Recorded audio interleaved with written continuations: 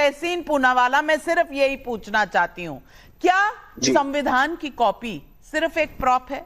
लगा दीजिए तस्वीरें खिंचवाने के लिए और उसके बाद संविधान से ना मतलब ना कोई बातचीत। ईवीएम पर जीती हुई झारखंड में सब लोग जाएंगे फोटो ऑप के लिए, लेकिन सवाल उठाएंगे महाराष्ट्र पर, हरियाणा पर, क्योंकि वो आपके मुताबिक नहीं हुआ।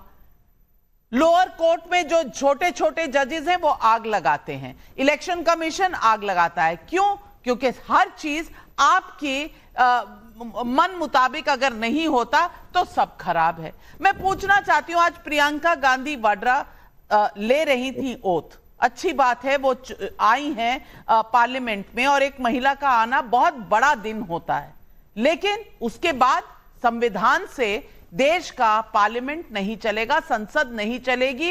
इस देश के लोगों ने, जिन्होंने चुनकर आपको वहां भेजा है, उनकी समस्याएं नहीं उठेंगी। उठेगा तो सिर्फ हर कोई अपने हिसाब से अपने काम की बात, अपना ओथ लिया और उसके बाद हो हल्ला, कोई और काम नहीं। यह होता है संविधान की तरफ आपकी मान्यता। नादिका जी, आपके शो में शिरकत करने का मौका मिला तो आपका शुक्रगुजार हूं। आपने 2-3 चीजों को जोड़कर की बात की, 2-3 चीजों का संक्षेप में जवाब दे दूंगा। सबसे पहले आपने माननीय प्रियंका गांधी वाड्रा जी की बात की, शुभकामनाएं देते हुए आपने कहा कि पार्लियामेंट को डिस्टर्ब क्यों किया गया उसके बाद, और ये संविधान के खिलाफ है।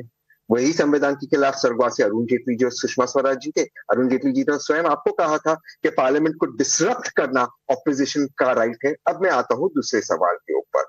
सरकार पहली बार बहुमत में होने के बाद डिस्कशन से भाग रही है, लेकिन आपने, सुधांशु जी ने बात की अमर अकबर एंथनी की, मैं उस पर पहुंचता हूं। ईवीएम की बात करते, कोई ईवीएम पे प्रश्न नहीं उठा रहा, लेकिन ये प्रश्न तो उठेगा ना कि जब भी ईवीएम में एक्स्ट्रा वोट्स आते, वो एक्स्ट्रा वोट हमेशा कमल की क्यों आते? पहली बात। दूसरी बात, मान लेते कि महाराष्ट्र के अंदर 5 बजे जब वोटिंग खत्म हुआ और जिस दिन वोटिंग काउंटिंग शुरू हुआ, वहां पे 7% का इजाफा कैसे हुआ?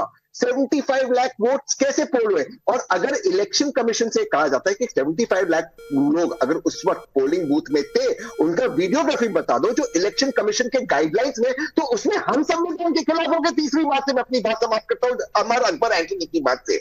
देखिए, मैं आपके दर्शकों को एक बात कह रहा हूं, भाजपा अपने जो एक पिटीशंस लगा रही है, इसमें जो लोग गुजर रहे हैं, मर रहे हैं, शहीद हो रहे हैं, चाहे वो राम गोपाल मिश्रा जी हो बहराइच में, चाहे वो गरीब हो संभल में, ये सारे गरीब है। एक भी भाजपा का नेता, एक भी कोई और पक्ष का नेता का बेटा नहीं मरता है। अगर धर्म और कौम खतरे में, इनके बच्चे क्यों नहीं आते पत्थर उठाने को? इनके बच्चों पर गोली क्यों नहीं चलती? क्योंकि भाजपा का इस पे सियासी फायदा हो रहा है। अजमेर शरीफ को भी आप कहना चाहते हो कि उसमें भी आप पिटीशन चाहते हो, लगाइए। माननीय प्रधानमंत्री जी की मिनिस्ट्री, उसके अंदर मैं सुधार देती हूं आपका सवाल। भाजपा का नेता नहीं, किसी भी नेता का बच्चा नहीं होता, सिर्फ गरीबों के बच्चे होते हैं। लेकिन आज नहीं, भाजपा नेता मत कहिए, किसी भी नेता का बच्चा नहीं होता, और इसीलिए हर राजनीतिक दल को यह सोचना चाहिए। लेकिन सुधांशु जी, सवाल अनेक, जवाब दीजिए।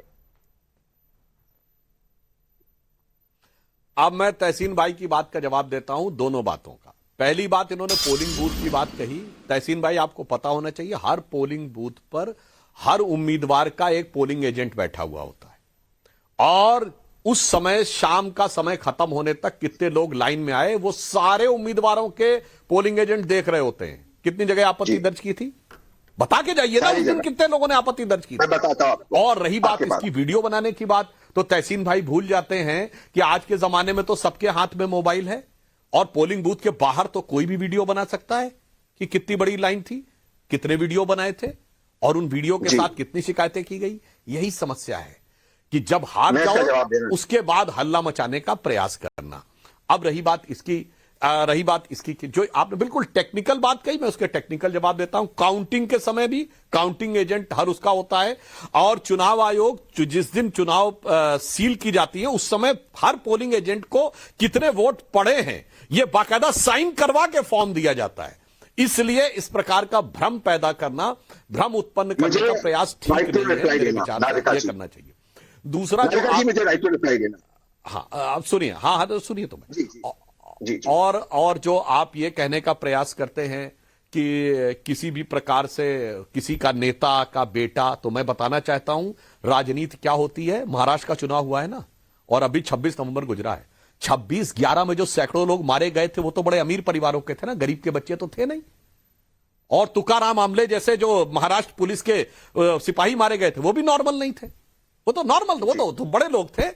उसके बाद शर्मसार करने वाली बात क्या होती कि भारत की सेना बड़ी कार्रवाई करने के लिए तैयार थी, मगर मनमोहन सिंह की सरकार ने कार्रवाई नहीं की क्योंकि उसे लग रहा था कि पाकिस्तान पे होने वाली कार्रवाई से बीजेपी को लाभ न हो। और यह बात बैरक ओबामा ने अपनी किताब द प्रॉमिस्ड लैंड में 2010 की अपनी विजिट में मनमोहन सिंह जी से बातचीत के आधार पर लिखी है। और राहुल गांधी के बारे में यह टिप्पणी की है बैरक ओबामा ने कि वो उस बच्चे की तरह है जो स्मार्ट बनने की कोशिश तो करता है पर वास्तविकता में उतना समझदार होता नहीं है। बैरक ओबामा पे जाके आप लोगों को मुकदमा करना चाहिए। यह दूध का दूध पानी का पानी कर जाता। और इससे ज्यादा नाइंसाफी क्या हो सकती है कि आपकी सरकार कहती थी 26/11 लश्कर तैयबा ने कराया और आपके बड़े नेता दिग्विजय सिंह कहते थे कि वो आरएसएस ने कराया। ये जो मौतों पे सियासत करते थे, सैकड़ों मौतों पे सियासत, वो तो नफे नुकसान के लिए नहीं थी, वो तो सेकुलरिज्म के लिए थी। और बाकी तो मैं छोड़ता हूं, एक लाइन बोलता हूं, सारे दर्शक याद करिए, वेडनेसडे एक फिल्म थी इनके जमाने में आई थी जिसमें नसीरुद्दीन शाह बने थे और वो एक आम आदमी का रोल करते हैं। और वो कहते हैं कि जब आदमी निकलता था तो हर 2 घंटे पे उसकी पत्नी उससे फोन करके पूछती ऑफिस पहुंच गए कि नहीं,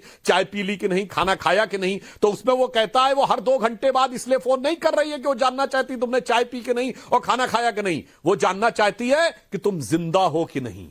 यह आपका दौर वो था कि जब चलती ट्रेन में धमाके, चलती बस में धमाके और रेलवे स्टेशन पे धमाके, पार्कों में धमाके, तो उसमें यह डायलॉग है कि आदमी निकलता है तो लगता जंग पे जा रहा है, वापस आएगा नहीं। उन जानों की तो कोई कीमत नहीं थी जो हमारे आने के बाद सारा का सारा ठीक और हो गया। 1984 के भी दंगे इस शहर ने देखे हैं, तहसीन पूनावाला, उसमें मरने वाले और उसमें नाम आने वाले कांग्रेस के नेता जरूर थे, मरने वालों में नहीं थे।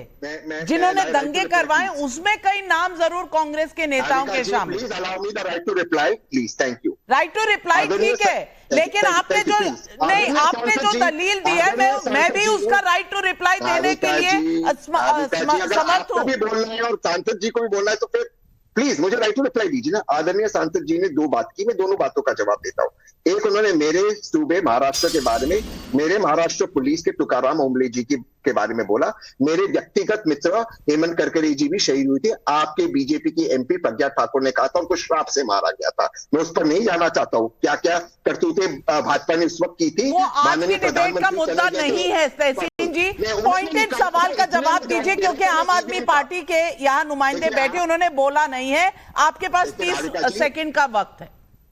नाविका जी, ये बहुत अनफेयर है कि वो उस मुद्दे पर चले जाए, जब हम रिप्लाई देते तो आप हमें रोकते हैं। It's not fair. प्लीज, मैं ईवीएम के मुद्दे पर बात करता हूं। लोकसभा में 537 कॉन्स्टिट्यूएंसीज में वोटिंग और ईवीएम का मिसमैच है, सीक फॉर्म और ईवीएम का और वो एक्चुअल वोटिंग परसेंटेज का। और आप मुझे आदरणीय सुधांशु जी बता दीजिए कोई और चुनाव जिसमें 7% करीबन 75 लाख वोट बढ़े हो 5 बजे के बाद, वोट खोलने के बाद। एक और चुनाव दिखा दीजिए। जब हम ये सवाल पूछ रहे हैं, हम ईवीएम पर सवाल नहीं उठा रहे, हम ईसी से पूछ रहे हैं। और वीडियो एविडेंस, ये ईसी की गाइडलाइंस होती है कि जो लोग वहां वोट करते हैं 5 बजे के बाद, ईसी का कर्तव्य है कि उनको फिल्म करे। वो वीडियोग्राफी का है न 2024 के इतने सवाल हर चुनाव में सवाल, तो अब तक कोर्ट क्यों नहीं गए?